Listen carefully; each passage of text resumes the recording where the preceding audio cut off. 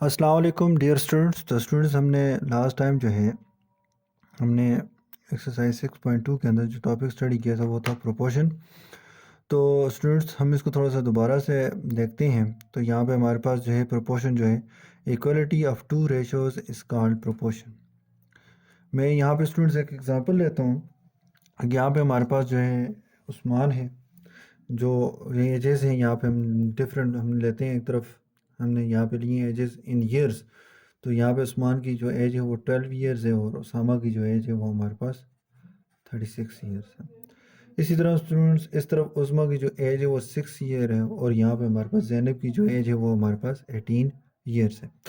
अब स्टूडेंट्स यहाँ पे हम क्या करेंगे, इनकी जो एजेस को थोड़ा सा हम इसको सिंप्लीफाई करते हैं। तो यहाँ पे हमारे पास देखिए सिंपलेस्ट फॉर्म में लेके आते हैं। तो 12 वन ज़ा 12, 12 थ्री ज़ा 36, 6 वन ज़ा 6, 6 थ्री ज़ा 18। तो यहाँ पे अगर देखें स्टूडेंट्स तो इसका मतलब ये हुआ, सिंपलेस्ट फॉर्म सिंप्लीफाई करने से हमें ये अंदाज़ा हुआ कि हमारे पास उस्मान और उसामा की एजेस, उस्मान और उसामा की जो एज है, एज के दरमियान जो रेशो है, जो रेशो इन दोनों की है वही रेशो जो है उस्मा और ज़ैनब की है। ठीक है ना, रेशो दोनों की सेम है, एजेस सेम नहीं है। देखें उस्मान यहाँ पे 12 ईयर्स का है, उसामा 36 ईयर्स का है। यहाँ पे हमारे पास जो है उस्मा जो है 6 ईयर के और ज़ैनब जो है 18 ईयर्स की है। तो इट्स मीन स्टूडेंट्स के इनकी एजेस सेम नहीं है, इनकी एजेस की जो रेशोज़ हैं वो आपस में क्या है, सेम है। तो अब स्टूडेंट्स यहाँ पे हमारे पास जो है मैं इस डेफिनेशन को समझाने की कोशिश कर रहा हूँ। तो इट्स मीन स्टूडेंट देखें हमने क्या कहा था, इक्वलिटी, ये देखो पढ़ता जाऊँगा यहाँ पे लिखता जाऊँगा, इक्वलिटी ऑफ टू रेशो। देखें स्टूडेंट्स एक रेशो उस्मान और उसामा की एज आ गई और एक उज़्मा और ज़ैनब की एज जो है ये दूसरी रेशो है। इक्वलिटी ऑफ टू रेशोज, तो इस तरफ हमारे पास जो फर्स्ट रेशो है 12 रेशो 36 है और यहाँ पे 6 रेशो 18। ये आपके पास क्या है, इक्वलिटी। देखें equality of two ratios, equality of two ratios is called proportion. तो इट्स मीन ये हमारे पास क्या है, प्रोपोर्शन है। फिर हमने स्टूडेंट्स हमने कहा भी था कि इसको हम ऐसे भी लिख सकते हैं, 12 रेशो 36, इक्वलिटी का साइन हटा के यहाँ पे हम 4 डॉट डालते हैं यानी इसको प्रोपोर्शन पढ़ते हैं, और 6 रेशो 18। ठीक है ना, इसको पढ़ते हुए हम कहते होते हैं कि 12 ratio 36 is same as 6 ratio 18, यानी 12 रेशो 36 और 6 रेशो 18 की जो रेशो है वो आपस में क्या है, सेम है। ये देखें स्टूडेंट्स, ये हमने सेम निकाली हुई है। ठीक है, क्लियर नज़र आ रहा है स्टूडेंट्स? तो प्रोपोर्शन समझ गए। अब स्टूडेंट्स हमारे पास जो है अभी यहाँ पे टॉपिक प्रोपोर्शन ख़त्म नहीं हुआ। प्रोपोर्शन के साथ हमारे पास जो है आगे मज़ीद हम कहते हैं टाइप्स ऑफ प्रोपोर्शन जो है, types of proportions, type of proportion. First हमारे पास जो है वो है डायरेक्ट प्रोपोर्शन। क्या है स्टूडेंट्स, डायरेक्ट प्रोपोर्शन। अब स्टूडेंट्स ये डायरेक्ट प्रोपोर्शन क्या होती है, यानी स्टूडेंट डायरेक्ट प्रोपोर्शन ऐसा है कि जैसे हम देखें, फ़र्ज़ करें मैं कहता हूँ कि हमारे पास जो है शुगर है, मैंने इन केजी ली हुई है, और इस तरह मैं कहता हूँ कि हमारे पास जो है उसकी प्राइस है। ठीक है ना, अब मैं कहता हूँ कि हमने क्या किया है, 2 kg जो शुगर है वो 200 रुपीज़ के लिए है।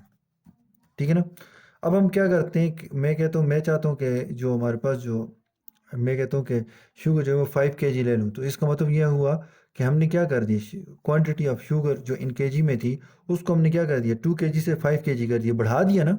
तो यहाँ पे स्टूडेंट ज़ाहिर बात देखें, जब मैंने ज़्यादा शुगर लेनी है हमने दुकान से, यानी 2 kg के बजाय अगर 5 kg लूँगा तो प्राइस भी क्या होगी, बढ़ेगी कि कम होगी। तो यहाँ पे स्टूडेंट्स हमारे पास जो है प्राइस जो होगी वो इंक्रीज़ करेगी। तो फ़र्ज़ करें स्टूडेंट्स मैं कहता हूँ 5 kg की जो शुगर की जो प्राइस है मैं कहता हूँ 500 है। ठीक है ना, या स्टूडेंट्स हमारे पास जो है एक और एग्जांपल हम यहाँ पे देख सकते हैं कि एक तरफ शुगर हो और एक तरफ हमारे पास प्राइस हो। अगर हम कहते हैं स्टूडेंट्स के हमारे पास जो है 5 kg जो शुगर है उसकी जो प्राइस है वो हमारे पास 500 है। क्या है स्टूडेंट्स, हमारे पास 500 है। और इस तरफ स्टूडेंट्स हमने क्या क्या कहा कि हमारे पास जो है 3 kg कर दी, यानी 5 kg से यानी हमने क्या कर दिया, क्वांटिटी ऑफ शुगर को हमने क्या कर दिया, कम कर दिया, 5 kg से 3 kg पे चले गए। तो यहाँ पे आप देखें स्टूडेंट्स, तो इसकी प्राइस भी कम होगी कि नहीं होगी, नहीं कि 3 kg के भी 500 रुपये देने हैं आपने। तो इसका मतलब स्टूडेंट्स यहाँ पे हमारे पास अगर 500 रुपीज़ जो है वो 5 kg के शुगर के बनते हैं, तो इसका तो 3 kg के हमारे पास जो है, बस हम कहते हैं स्टूडेंट्स के लेट्स सपोज कि वो 300 बनते हैं। हम कम करेंगे ना, जैसे हमने क्या किया, क्वांटिटी ऑफ शुगर को कम किया, हमने कहा भाई 5 kg से क्या करो, कम कर दो, 3 kg दे दो, इट्स का मतलब उसकी प्राइस में भी क्या होगा, कमी वाक़ होगी। यहाँ पे देखें 2 kg थी तो 200 प्राइस थी, 200 से हमने 5 kg, यानी स्टूडेंट्स हमने क्या किया, शुगर की क्वांटिटी को ज़्यादा किया तो प्राइस भी ज़्यादा हुई, शुगर की क्वांटिटी को कम किया तो प्राइस ने भी क्या किया, कम हुई। तो इट्स का मतलब ये हुआ यहाँ पे जो हमारे पास जो इनके दरमियान जो प्रोपोर्शन वो जो बनती है वो हमारे पास क्या है, डायरेक्ट प्रोपोर्शन है।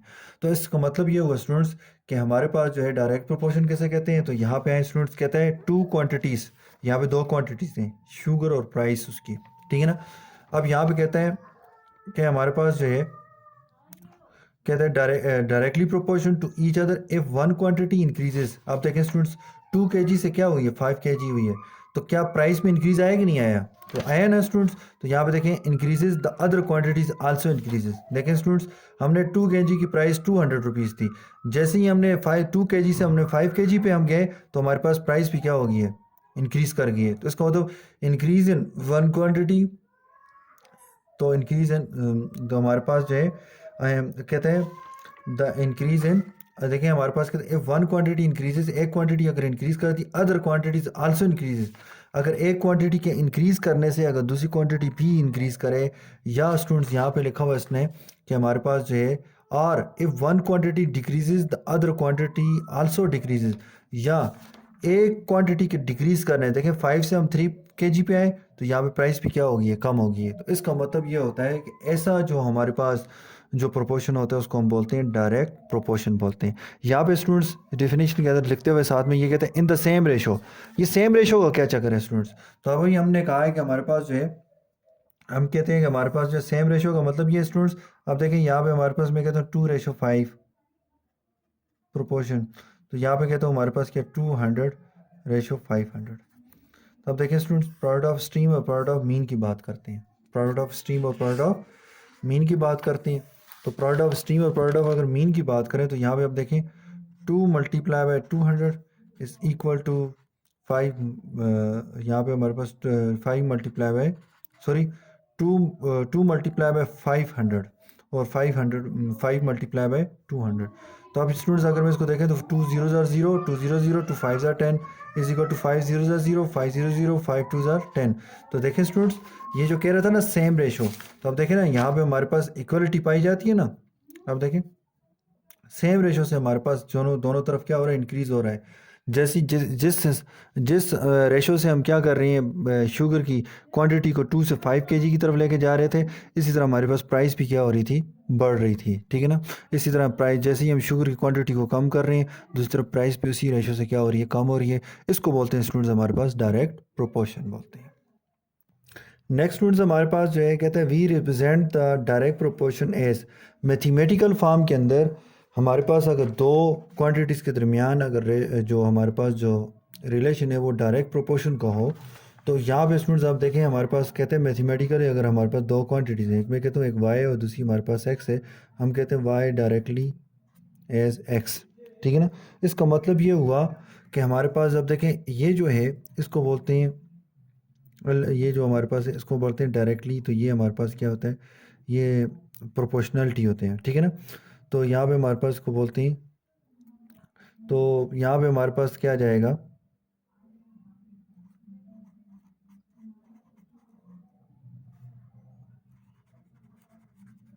ये आ गया प्रोपोर्शनलिटी से। अब स्टूडेंट्स यहाँ पे हमारे पास जो है वाई, इसको हटाने के लिए स्टूडेंट्स हम क्या करते हैं, इक्वल का साइन लगाते हैं और लगा के ना तो हम कोई कांस्टेंट के लेते हैं। अब आप कहें सर के क्यों लिया है, तो आप क्या लें, के की जगह कुछ और ले लें, क्यू ले लें, ठीक है ना, कोई भी ले सकते हैं अल्फ़ाबेट, और साथ में एक्स कर देंगे। तो ये आपके स्टूडेंट्स हमारे पास मैथमेटिकल फॉर्म है। ये स्टूडेंट आपके क्वेश्चन में आते नहीं है, हमने इसको सिर्फ जस्ट आपको बताना था कि भाई ये हमारे पास डायरेक्ट प्रोपोर्शन की ये हमारे पास है। कहते हैं हमारे पास देखें इसको हम मज़ीद अगर सिंप्लीफाई करें तो ये जो के है हम इसको देखें डिवाइड बाय एक्स कर दें, ये के एक्स डिवाइड बाय एक्स हो जाएगा, एक्स एक्स कैंसिल हो जाएगा, y over x is equal to k. तो कहते हैं ये जो वेयर के है, देखें क्या कहते हैं, वेयर के इज कॉल्ड, वेयर के is called the constant of proportionality. ये हमारे पास क्या है, कांस्टेंट ऑफ प्रोपोर्शनैलिटी कहलाता है। अब स्टूडेंट्स हमारे पास जो है हम एक्सरसाइज के क्वेश्चन नंबर 4 की तरफ जाते हैं। तो हम उसमें से सबसे पहले स्टूडेंट्स हम ये जो है प्रोपोर्शन की 2 टाइप्स हैं। अच्छा स्टूडेंट्स, मैंने अभी पहले एक डायरेक्ट प्रोपोर्शन पढ़ा है। अब डायरेक्ट प्रोपोर्शन में से हम क्या करते हैं, जो इसके साथ का जो क्वेश्चन है डायरेक्ट प्रोपोर्शन का वो सबसे पहले सॉल्व करते हैं। फिर हम जो है दूसरी काइंड है इसकी इन्वर्स प्रोपोर्शन, यहाँ पे इन्वर्सली भी लिखा हुआ है। अच्छा, जो ये मैंने क्वेश्चन लिया है ये क्या है, डायरेक्ट प्रोपोर्शन का है।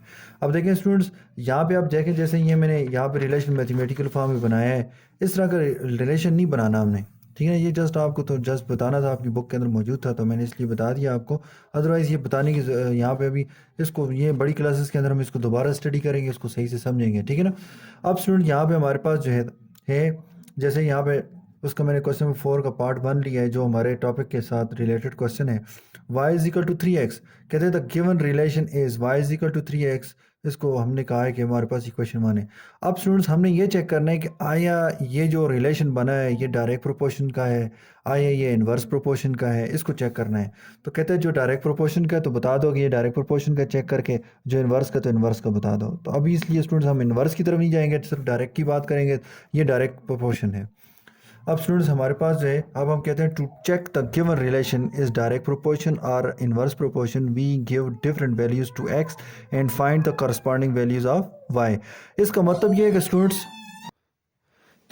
यहाँ पे हमारे पास जो है हम सबसे पहले हमने जो मेथड अप्लाई करना है, इसको जो रिलेशन है जैसे y is equal to 3x, इसको इक्वेशन 1 बोल देना है। तो ये स्टूडेंट्स जब आपको बात समझ आ जाए, यानी क्वेश्चन समझ आ जाए, तो इसको लिखने की ज़रूरत नहीं है। ये कहना है कि क्या चाह रहा है कि ये कहते हैं कि जब आप इस रिलेशन को इक्वेशन 1 का नाम दे दें तो कहते हैं to check the given relation, कहते हैं ये जो रिलेशन है इस डायरेक्ट प्रोपोर्शन और इन्वर्स प्रोपोर्शन की, आया ये डायरेक्ट प्रोपोर्शन है या इन्वर्स प्रोपोर्शन है। कहते हैं we give different values of x, कहते हैं ये जो एक्स नहीं है, यहाँ पे जो भी वेरिएबल होगा वाई इज इक्वल टू होगा जो इस तरफ होगा, जिसके साथ कांस्टेंट मल्टीप्लाई होगा, जैसे ये नंबर मल्टीप्लाई इसको कांस्टेंट बोलते हैं। तो ये जब मल्टीप्लाई होगा तो कहते हैं स्टूडेंट्स आपने क्या करना है, इस वेरिएबल को आपने वैल्यूज़ देनी है, अपनी मर्जी की देनी है। यानी ये स्टूडेंट्स आप 1 2 3 अप टू सो आने से ले दें, ठीक है ना। कहते हैं हमारे पास क्या कहते हैं values to x and find the corresponding values of y. ज़ाहिर बात है स्टूडेंट्स, जब एक्स को वैल्यू दे देंगे तो वाई की वैल्यू आएगी। तो यहाँ पे स्टूडेंट्स आप देखें, ये अगर बात आपको समझ आ जाए ना स्टूडेंट्स, तो इसको लिखने की ज़रूरत नहीं है। ये क्वेश्चन के साथ मैंने लिखा है, उसके बाद मैंने नहीं लिखा। यानी स्टूडेंट्स स्टेप ये है कि हमारे पास जो है सबसे पहले हमने कहना है द गिवन रिलेशन इज, तो रिलेशन लिख के उसको क्वेश्चन 1 बोल के, फिर यहाँ पे जो भी वेरिएबल देखें, यहाँ पे आपके क्वेश्चन के अंदर यहाँ पे इस केस के अंदर एक्स है तो हम एक्स की देंगे, एक्स को वैल्यूज देते रहेंगे, ठीक है ना। जब हमारे पास एक्स नहीं होगा यानी कोई और वेरिएबल होगा तो उसको वैल्यू देंगे। यानी अब स्टूडेंट्स हमारे पास जो है हम कहते हैं कि 1 2 3 अप टू सो ऑन ये वैल्यूज देना चाहते हैं, ठीक है ना। तो 2 3 वैल्यूज दे दें तो हमें पता चल जाएगा।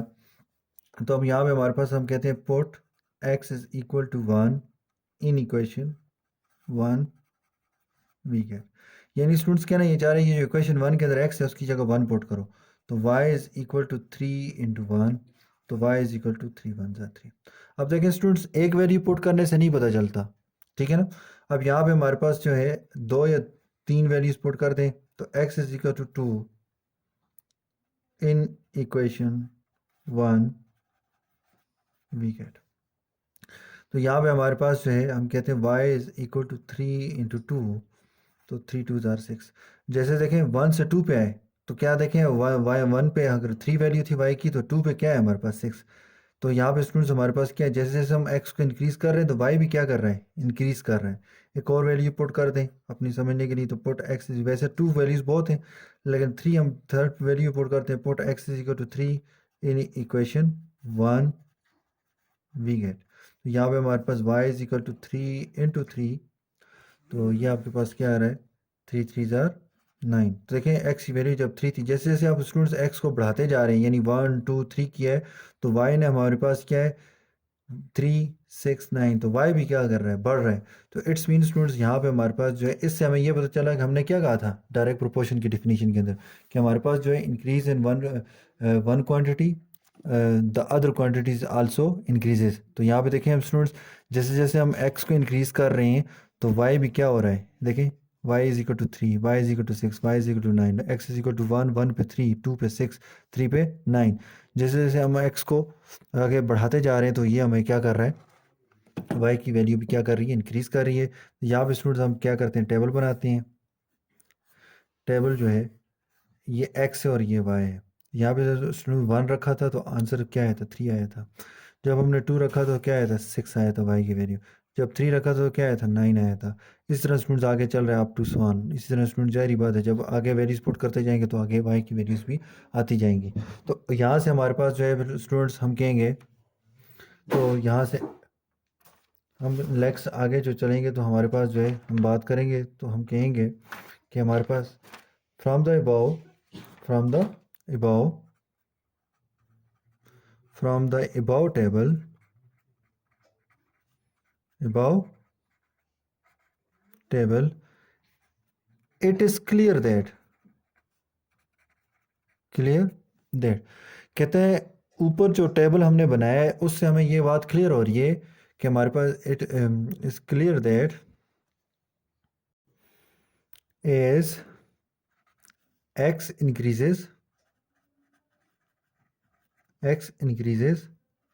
y also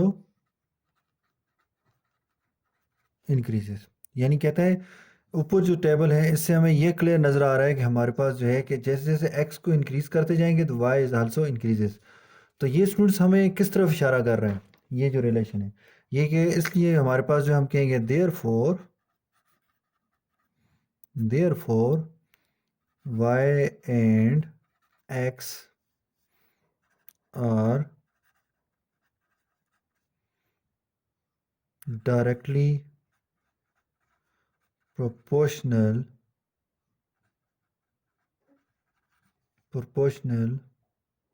to each other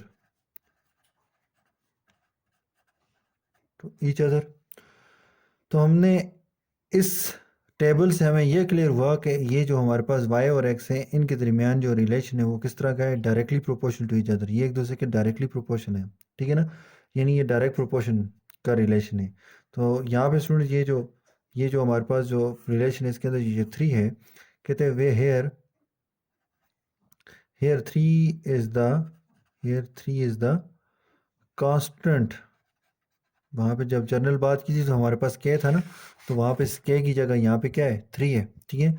hair 3 is the constant of proportionality,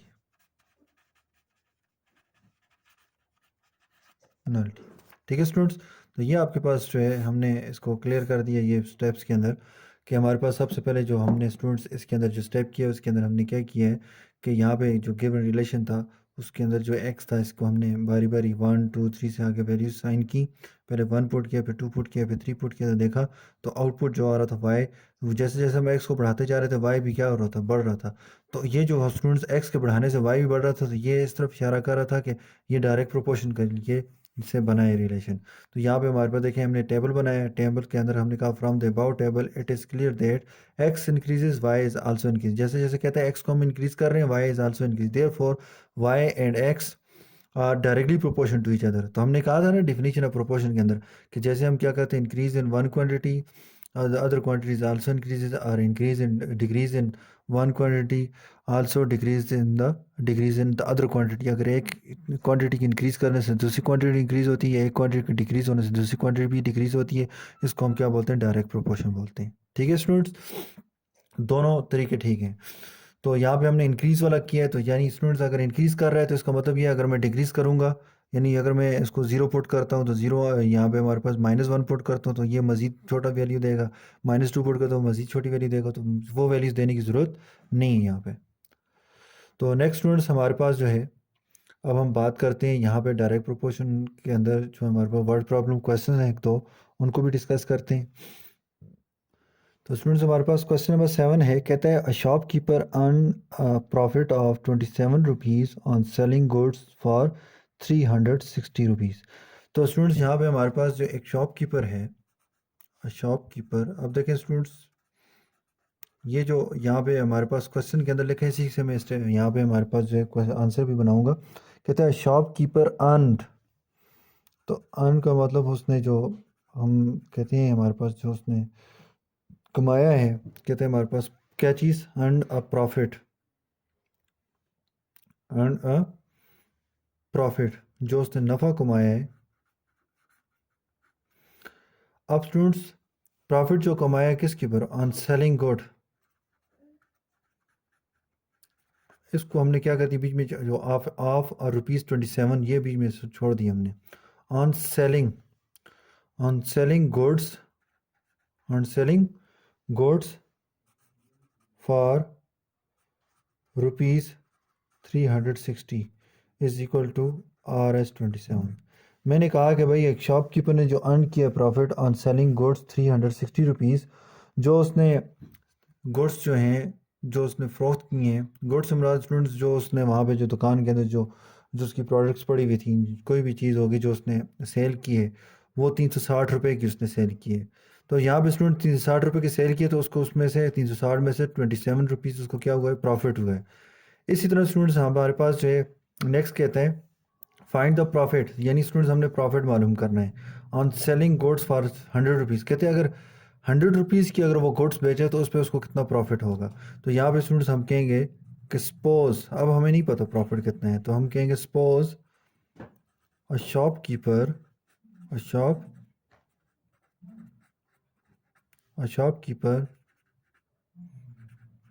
earned a profit on selling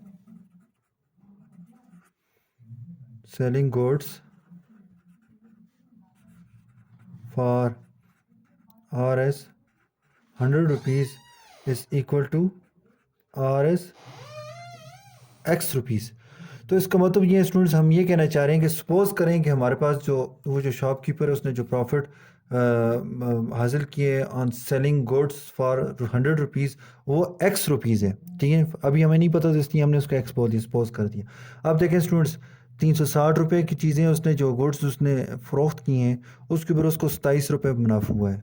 तो ज़्यादा की चीज़ बेची थी तो ₹27 मुनाफा हुआ।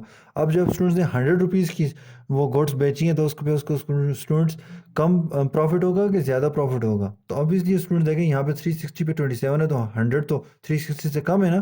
तो यहाँ पे देखें स्टूडेंट्स क्या होगी, सेलिंग गुड्स की जो प्राइस है वो क्या होगी, यहाँ पे कम होगी है। इसको तो प्रॉफिट भी क्या होगा, कम होगा। तो हमने डायरेक्ट प्रोपोर्शन के अंदर क्या कहा था, एक क्वांटिटी के कम होने से अगर दूसरी क्वांटिटी भी कम हो तो वो डायरेक्ट प्रोपोर्शन होता है। तो यहाँ पे स्टूडेंट्स हमारे पास जो है यहाँ पे इसने लिखा हुआ है, कहता है विच will be less than RS27। ठीक है ना। कहते हैं विच वेल बी लेस देन 27 का मतलब ये जो हमने सपोज किया जो प्रॉफिट एक्स, ये जो है हमारे पास 27 से क्या होगा, लेस होगा। ठीक है, ये कंफर्म है, यानी स्टूडेंट ये बताना ये चाह रहा है कि हमारे पास ये डायरेक्ट प्रोपोर्शन है। ठीक है ना। तो यहाँ पे हमारे पास क्या आ जाएगा, हम कहेंगे 360, इसकी हमारे पास जो है 100 आ जाएगी साथ में, और यहाँ पे हम कहेंगे प्रोपोर्शन। तो यहाँ पे हमारे पास क्या है, 27 है रेशो, यहाँ पे हमारे पास एक्स आ गया। अब स्टूडेंट्स हम प्रोपोर्शन की बात करते हैं तो हम क्या कहते होते हैं, प्रोडक्ट ऑफ मीन, क्या बोलते होते हैं, product of extremes is equal to product of means. तो ये आपके पास आ गया स्टूडेंट्स। अब हम हमारे पास जो प्रोडक्ट ऑफ एक्सट्रीम्स क्या है, 360 मल्टीप्लाई बाई एक्स, और प्रोडक्ट ऑफ मीन क्या है, 100 मल्टीप्लाई बाई 27। अब देखें स्टूडेंट 360 को हमने क्या करना है, एक्स से कैंसिल करना है, तो 360 एक्स से मल्टीप्लाई हो रहा है, तो 360 को हम क्या करेंगे, डिवाइड करके कैंसिल करेंगे। मल्टीप्लाई हो रहा हो नंबर तो कैंसिल करना हो तो डिवाइड करके कैंसिल करते हैं, डिवाइड हो रहा हो तो मल्टीप्लाई करके कैंसिल करते हैं। तो ये आते हैं 100 मल्टीप्लाई बाई 27 डिवाइड बाई 360। तो दोनों तरफ 360 से हम क्या करेंगे, डिवाइड करेंगे। सॉरी, ये तो हमारे पास कंप्लीट सॉल्व हो गया। तो x इज इक्वल टू, देखें स्टूडेंट्स 1 0 इसके साथ कट गया, तो 10 मल्टीप्लाई बाई 27 डिवाइड बाई 36।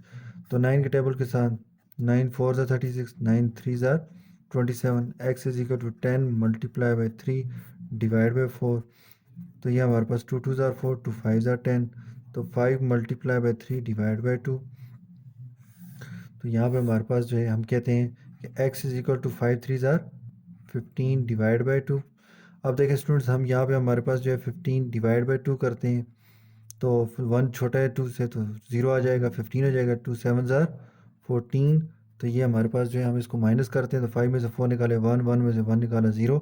तो यहाँ पे आगे कोई डिजिट यानी नंबर का डिजिट नहीं है, तो इसलिए पॉइंट लगाएंगे, 0 आ जाएगा। 2 5 आर 10, 0 आ जाएगा। इसका मतलब x इज इक्वल टू क्या आ रहा है, 7.5। ठीक है ना।